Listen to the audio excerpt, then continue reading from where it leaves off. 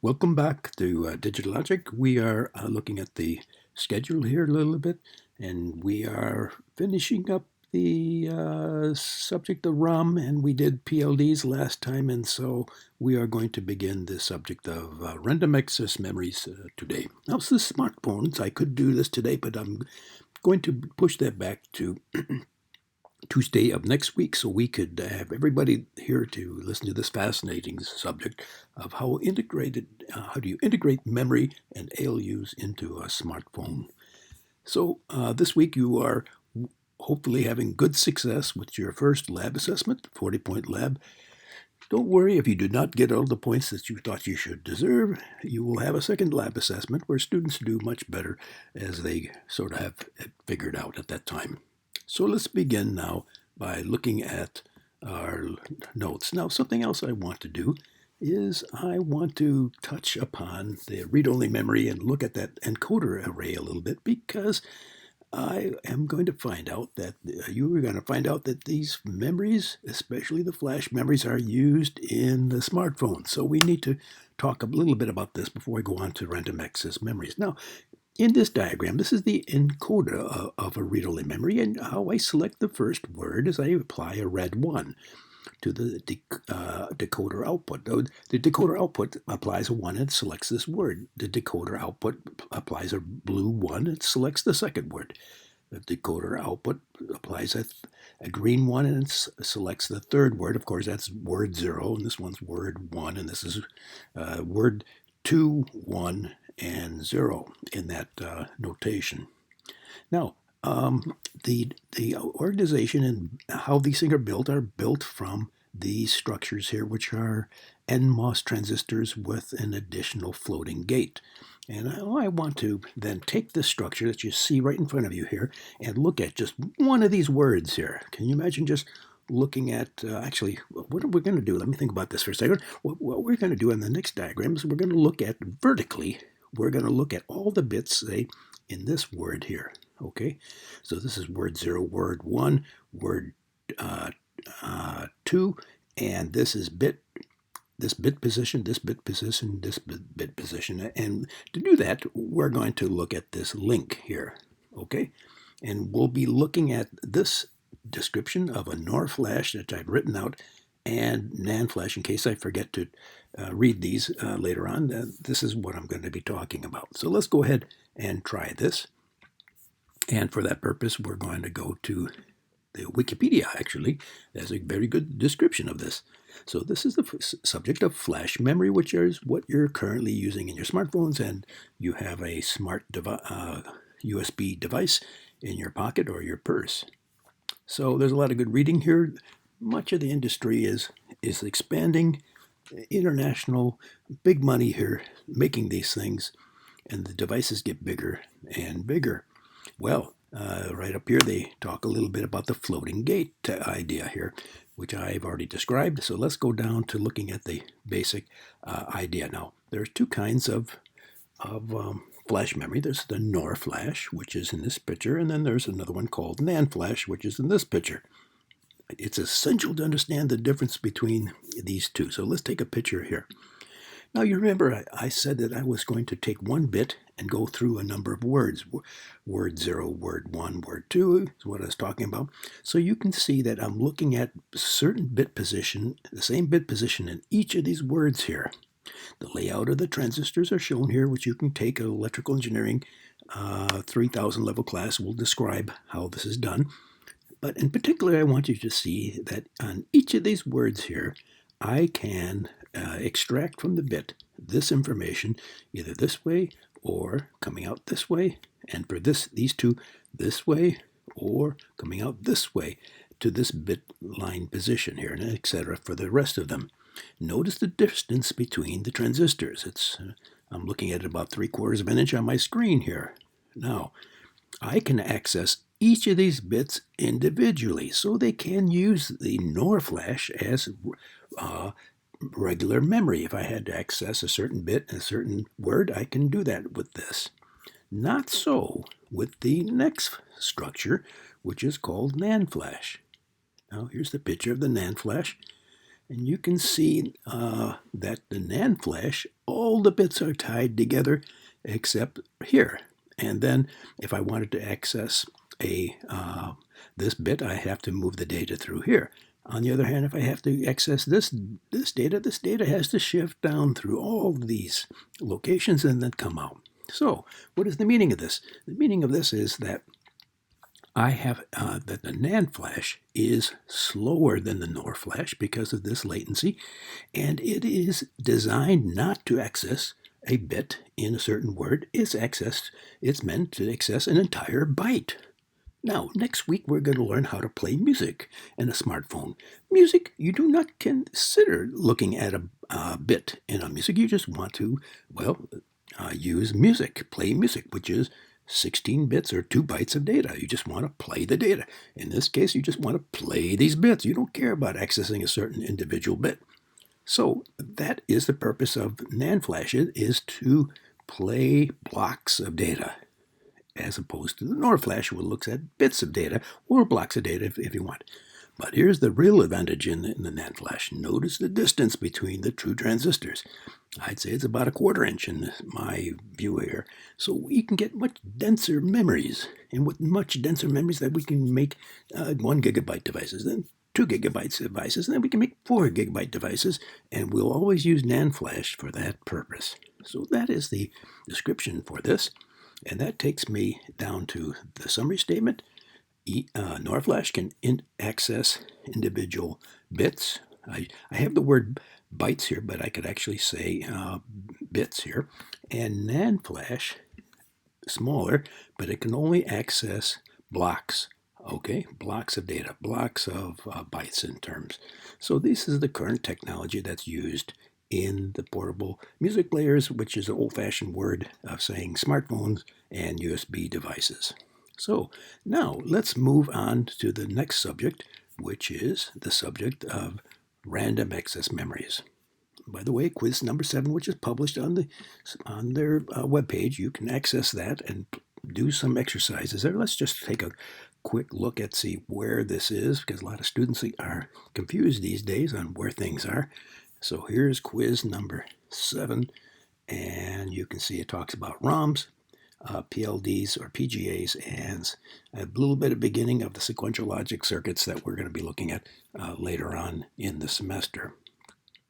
So random access memories, basically the same thing as a read-only memory, except that you can also write to it.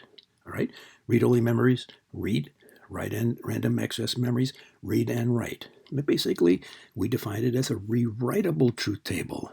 And you can read data, for example, read a word from the table, write data, write a word to the table. And we have the same conventions that we use for read-only memory. We use an n-bit address bit. So that could be many bits if you need it to be.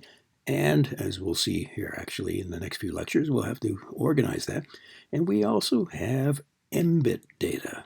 All right, m-bit data for the output are typically organized as 8 bits, 16 bits, 32 bits, 64 bits, which are organized in bytes. Now, if we had a little bit more time, we'd show you the comparison between Xbox One X and the PlayStation Pro, but the PlayStation 5 is out now, so this is old information, and I don't want to show older information here. But they do use an output of 256 bits. It'll be interesting to see what the PlayStation 5 has. So let's look at now capacities of memories. Now, we're going to talk about this. The capacity formula that we've always been using up to this point has been the capacity of 2 raised to the number of addresses by number of output bits. We haven't looked at anything else different than that. But we're going to change that today, and we're going to organize ourselves either as bytes. So this would be the same thing as 2 to the n bytes if m is equal to 8. Also, if m is not equal to 8, but a multiple of 8, then the capacity is going to be 2 to the n by m divided by 8 bytes. All right, and therefore this leads us into the idea of what can we name these things.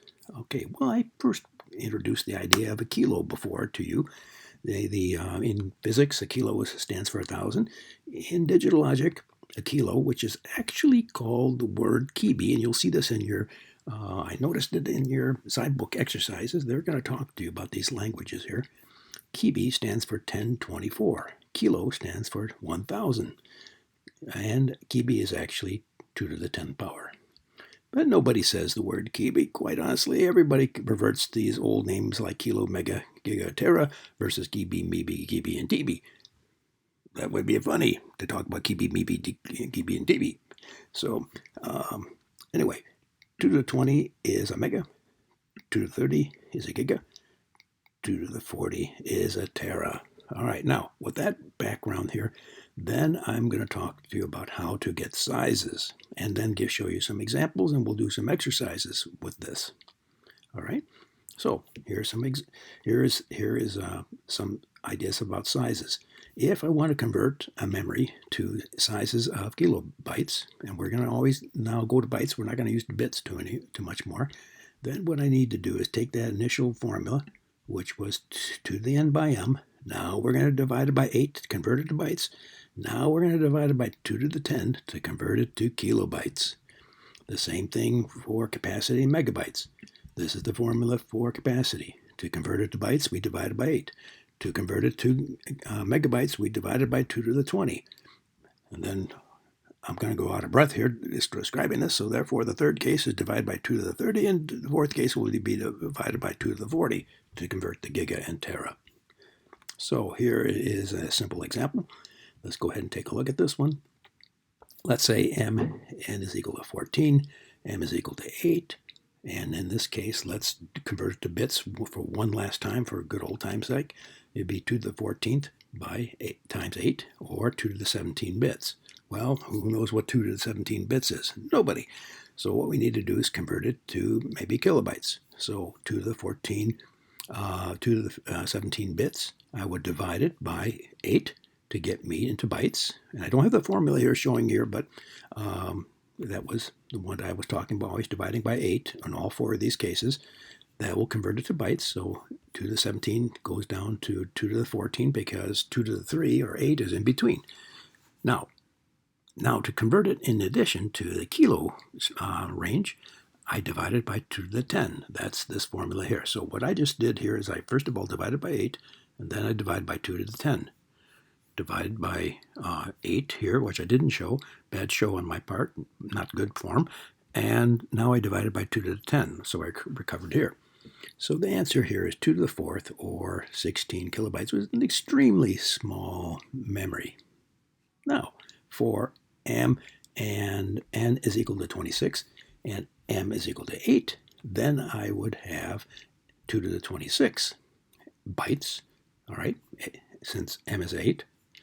And then to convert it, say, to megabytes, then I would have 2 to the 26 by 2 to the 20, which would be 2 to the 6th.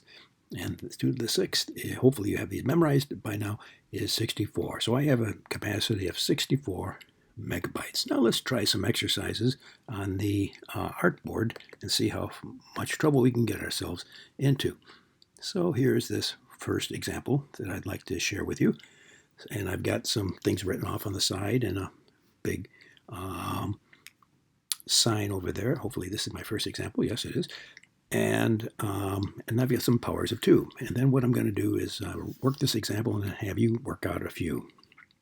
So let's give it a try. So let's say that you're given n is 26, m is equal to 8. All right. Well, what I'm going to do is then use the formula. First of all, I have 2 formulas. I have c is equal to 2 to the n by m bits, or c is equal to 2 to the n by 1 byte. All right. In other words, take this formula and set b is equal to 8 and divide by 8. So I get this formula. So we're only going to use this formula here. We're not going to use this formula very much. So I'm going to use the capacity as 2 to the n bytes. Now bytes is a capital B, and bits is a little b. That's something else that you should see here. You got a little b here and a capital B here. So I've got 2 to the 26th, and now that they convert to a mega, I've got to use the formula for a mega. Mega is divided by 2 to the 20, so let's go ahead and change that to 220. Get my pen ready here. So here we go. Now, 220 divided by 226, 26 divided by 2 to the 20 is going to give me 2 to the 6th, and 2 to the 6th is going to give me 64. Okay, I think I might have done this example already today, and this is the answer. So now it's your turn. Using this chart here, I want you to complete this calculation now for this example. And I want you to enter the data like this. If you were doing this as a light clicker in blue, the answer would be C equal 64 MB, no spaces. All right. So now I'd like you to make this calculation here. And the only difference is that N is equal to 18 and M is equal to 8. Give it a try. Follow the same steps. Come up with an answer. The answer will be C is equal to your number, KB. Okay, now you'll see the answer on your assignments. Let's try another one. This answer is just, this problem is the same thing as just you vary the values a little bit. N is 22, M is equal to 8, so it's a bigger memory. So therefore capacity should be bigger. Work those numbers out. Oh, we're also going to convert this one to mega. So when you get to this point here, you've got to use the formula for mega here rather than K. Then, next, and finally, a most interesting problem is to convert to giga. Now, let's see here. So to get it to giga, we may not get a whole number here. So 2 to the n is 28, and you can see you're going to divide by 2 to the 30 is going to be less than 1. So therefore, I need to know powers of 2 that are less than 1. And so I suggest that you should use this formula here, one of these formulas here. So go ahead and do your calculation, and then the answer will be C is equal to dot something gigabyte with no space. C equal dot number GB, and that is your this is what, the third exercise for today. Okay, now let's just take a look at a little bit of information about how memories are actually built. And for that purpose, I'm going to go back to the notes. So here, this is called RAM organization and type. So what I'm going to do is I'm going to describe the very simplest way of building a random access memory. And this could be a write-only memory too. It doesn't really matter, it's the same idea. And then I'm going to progressively go into more complicated regions, which gives me more density, more information, and also it gives me the more modern memory chips. So the most simplest way of doing this is to have a decoder, which then goes in an encoder. And so therefore, the idea here is that we'll vary the decoding, all right? So we're going to use, we'll vary the decoding and the encoding. So in one-dimensional decoding, what I do is I have an address that points to a word.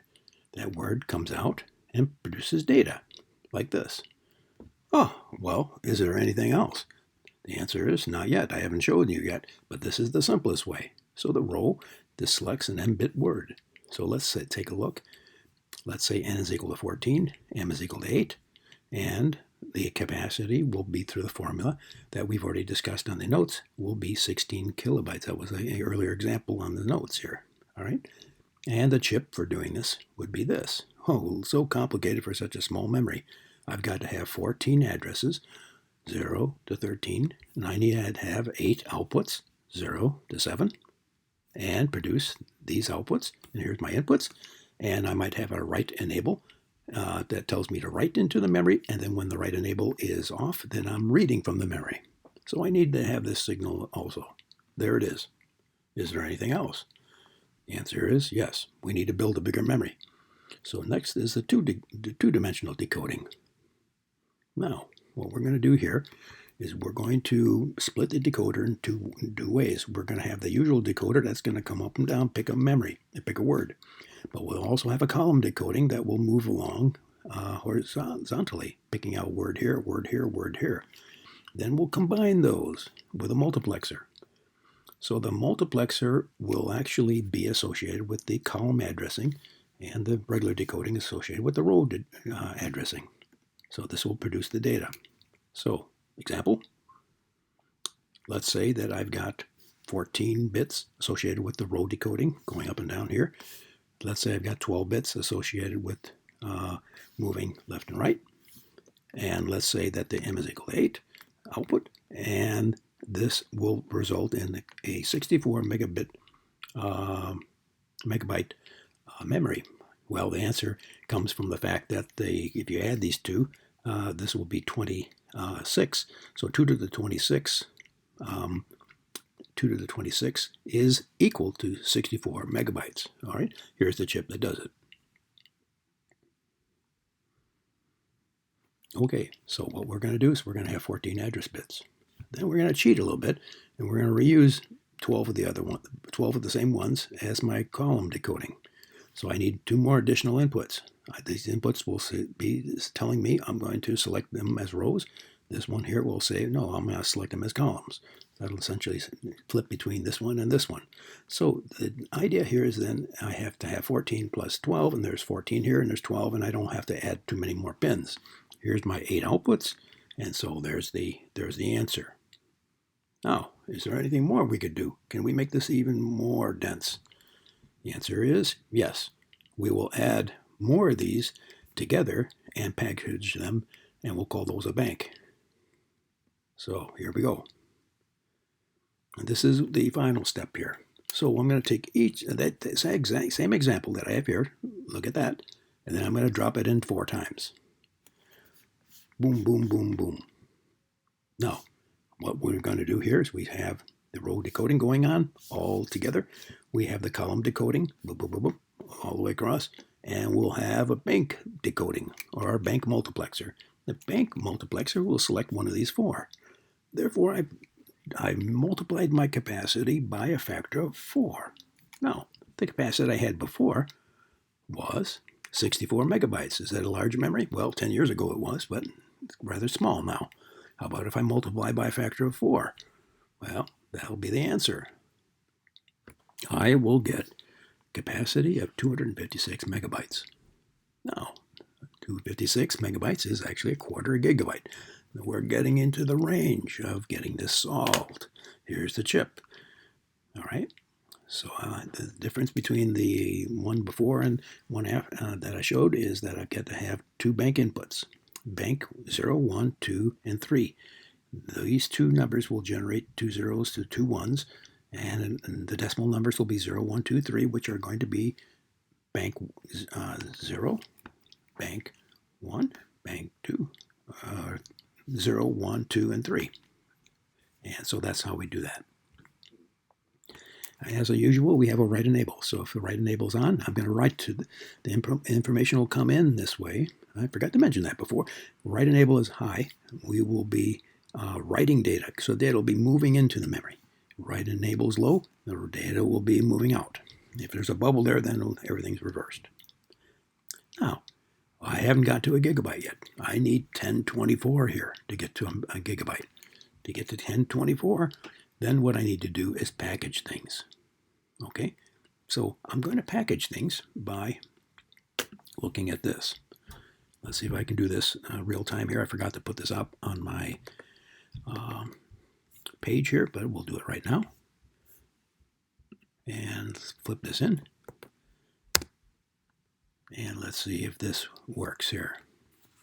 Okay, so we can go beyond the bank, all right? And the beyond the bank is to put more of those 64 megabyte chips, or 256 megabyte bank chips, and put them into a board. Now we're getting a lot of memory here. This is the type of memory that is used in a PC. It's called SIM memory. And if you actually do this kind here, this is the kind that goes into a laptop. Now, many of you, I should say, have actually worked with this and deposited memories into your computer. This particular one is called a dual inline memory module. All right. And the differences are actually shown on the notes here. So let's take a look at those notes, and they're right here. So SIM, single line memory module, dual inline. The dual inline, excuse me, I made a mistake. Dual inline is a more sophisticated SIM architecture. So this is SIM, this is DIM, and this one here is the third type that is used in a laptop which is called small outline dual inline memory. So these three you've seen many times, and now what we're going to do is then wrap things up by looking at some nomenclature and then give you an example of a memory. So I will let's just kind of take a look at this here and then kind of discuss it next Tuesday a little bit more detailed here. But I want to kind of show you there are many kinds of memory. There's what we call static RAM. There's something called dynamic RAM, which is an old kind of memory, and they evolved into a synchronous dynamic RAM. All right, and then when you buy memory, they're usually called DDR, SDR RAMs. All right, and then if you have it in a low power situation, they're called low power DDR, SDRAM.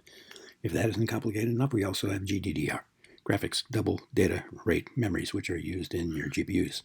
Now, let's kind of go over these on Tuesday when I discuss the smartphone, and we'll then wrap that up and show you how they're integrated into that kind of package. We'll see that a microprocessor consists of static RAM, which is extremely fast, and plus dynamic RAM, which is never done with this anymore. It's always done with these here, okay? Because these are the higher performance RAM. So to finish off for today and give you your last iClicker exercise, I want to show you how an actual cell works. Now, to store information, you think, well, you need gates. The problem with the gate is it's got at least 5 or 6 transistors in it. And what we would like to do is actually be able to store 1 bit of information per transistor. Well, that would be the smallest. We couldn't get any smaller than that. So therefore, what I'm going to do is look at this picture here. Well, this is kind of an amusing picture. Imagine that you got a bit of information and you put it into a bucket. And if you have water into it, it's 1. If it's empty, it's 0. That's basically how we're going to do it. We're going to use something called a capacitor. In electrical engineering terms, this is something that stores charge. And it's going to be associated with one transistor. The transistor will allow the capacitor to be charged or not. However, the problem is that in minute, detailed electronics, down to that level, extremely small in nanometer size, these capacitors leak. So therefore, if you put a 1 into it by filling up the bucket, after a period of time, you lose that charge, just like the water comes out of the holes in the bucket. So therefore, I will now explain the basic cell. Now, I'm also going to explain this nomenclature in the next lecture in combination with the description of this. So let's kind of jump over this, and let's just kind of show you the basic idea. So this, what I call dynamic RAM access memory, which could be DDR memory as well, basically shows how to store the data in terms of a charge into a capacitor. Now here's a capacitor. And what I'm going to do here is I'm going to access that data by first of all selecting that word. Now that selects many of these bits. All right. If you have a PlayStation 4 or Xbox One X, you will have 256 of these bits over here. All right. Now, if I want to put a 1 into that cell, what I do is take and I charge up that capacitor. Now it's full. On the other hand, and then if I want to read the information, then I can extract that information, all right, like this. And if I don't have charge there, then I'm going to interpret that as a 0. So I need to have in my electronic design, I need to have extremely sophisticated electronics that can detect minute amounts of charge here or the absence of minute charge here. This is where the design comes in. So what does a memory look like? It looks like this. A dynamic RAM will have a decoder as before. So the decoder will be built from transistors the same way as we had before. The red case, the blue case, and the green case.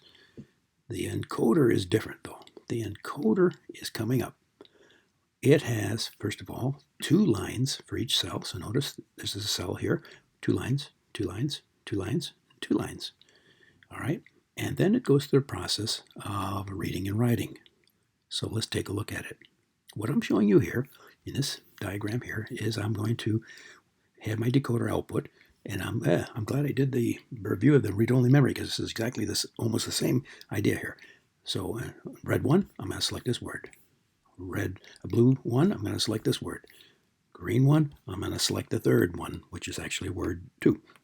Now, what I'm going to do is if I'm reading this information, I'm going to look at, for example, the charge on one of these transistors, and I'm going to compare it with another line next to it. These 2 lines here will have showed a small difference. I'll amplify that difference, and I'll put it out as a data. Okay, so for example, in this case, in the red case, I will read a 1 here because I've got charge. Now I'm actually showing writing here, so this is okay. So let's discuss that as well. Let's say I want to write a 1, so I bring a 1 in here, and then I jump around here, and I run it into these 2 lines. Okay, now the 2 lines are really used for reading, and they're not that as important for writing. So therefore, if I make this high here, I'm going to then charge that transistor. However, when I read that 1 back, then it's going to come this way, and then I'm going to compare that minute amount of charge to something that's similar next to it, which doesn't have charge. And that difference, I multiply it, maybe if I have a factor of 1,000,000, yes, these amplifiers can multiply by 1,000,000, and then it'll produce the 1 coming back. So let's talk about how to do this as an exercise, okay? And I think that's as far as we'll get. We'll talk about, we might have one little thing to talk about, and we'll bring it up for next time. So let's go to the artboard and finish this time off.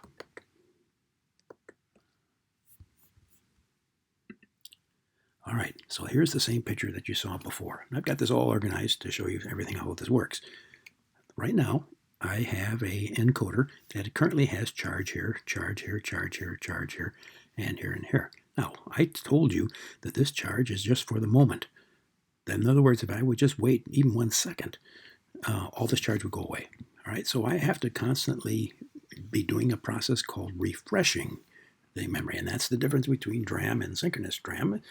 DRAM just allows the processor to recharge the cells, while synchronous dynamic memory actually has a special, its own processor. It's a separate unit that will recharge everything. So let's see how this thing works. First thing I want to do is show you how I got this information. How did I get a plus here? How did I charge these? Okay, so let's take a look. I'm going to draw these out like a movie here. So I'm going to select the first word, which is this one. I'm going to turn these on, and I'm going to turn all these off. So I'm not going to access these on the bottom. Then what I'm going to do is I'm going to drive the inputs with a 1010. Now 1010 will then deposit a 1 here and then deposit a 1 here. Now remember, what I'm showing you here is the result of these 3 operations that I'm going to show you. All right, so this is the result, and now I'm going to show you how did I get that. So I got these 2 charged by having these 2 arrows here charging this up. So in a similar manner, I'm going to do the blue case next. On the blue case, I'm going to select this word. Notice I select it by turning it on. These are off. These are off. So I'm going to now drive it with this data. 0101. As you can see, now what I'm going to have is I'm going to charge this one and charge this one associated with these 2 ones in blue. All right? And if you haven't got it yet, maybe this one will enlighten you. I'm going to do it a 3rd time. Now watch what I'm doing here. Selecting the first word, selecting the second word. Now I'm going to select the 3rd word. There it is. All right, well, the 3rd word's down here. So I turn all of them on.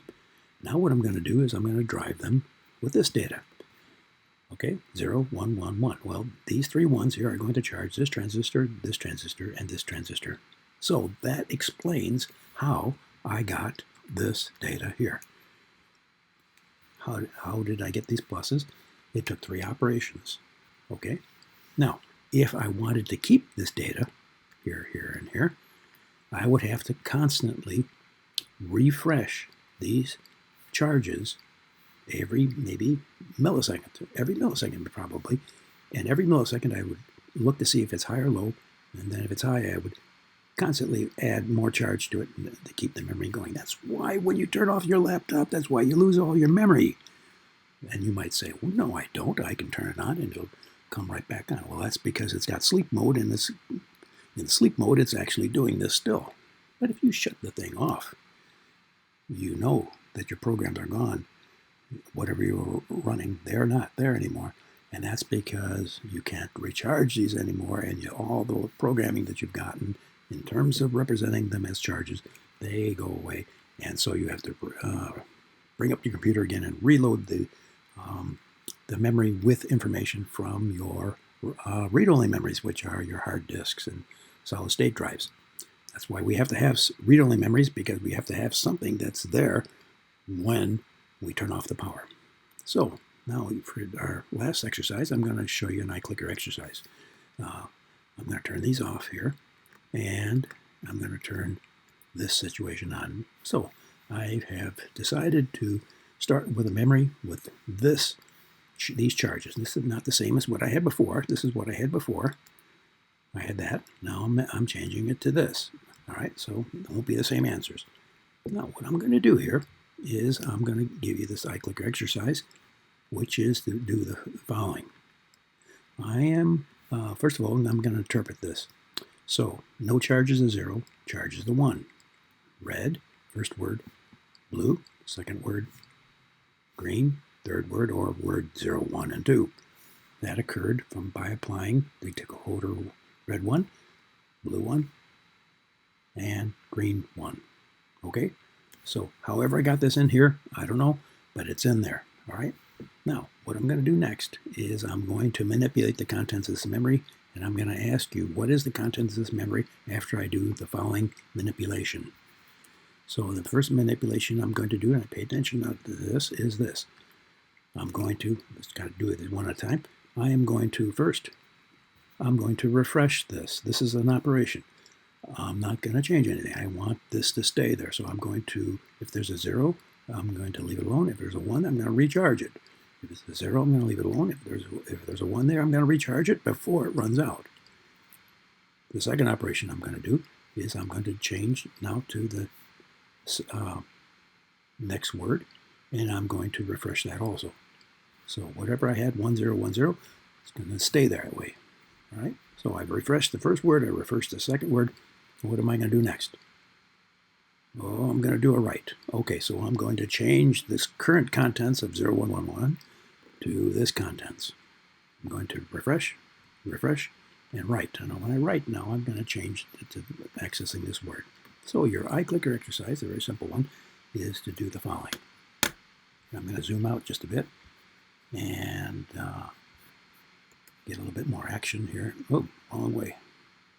Yeah, let's see. Hit the button. Wrong direction. There we go. Here we go. There we go. Now, your iClicker exercise is to do the following. This is what I began. These are the operations that I did. Refresh, write. This is the contents of this box after I do these 3 operations. In other words, you tell me what these 12 numbers are, which are represented by this box with question marks. You tell me what this data has changed to after I do word 0, a refresh, word 1, a refresh, and word 2, the third word, a write.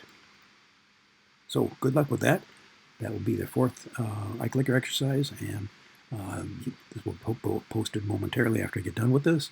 And you have to Monday at 12 midnight to have this done. Otherwise, we will see you Tuesday again, where we are going to review what I just got done talking about, introduce the ideas of different kinds of memory of the nature that I've skipped over today, and then move and show you how these memories are used in your smartphone. That should be a fantastic lecture coming up here. Don't miss it.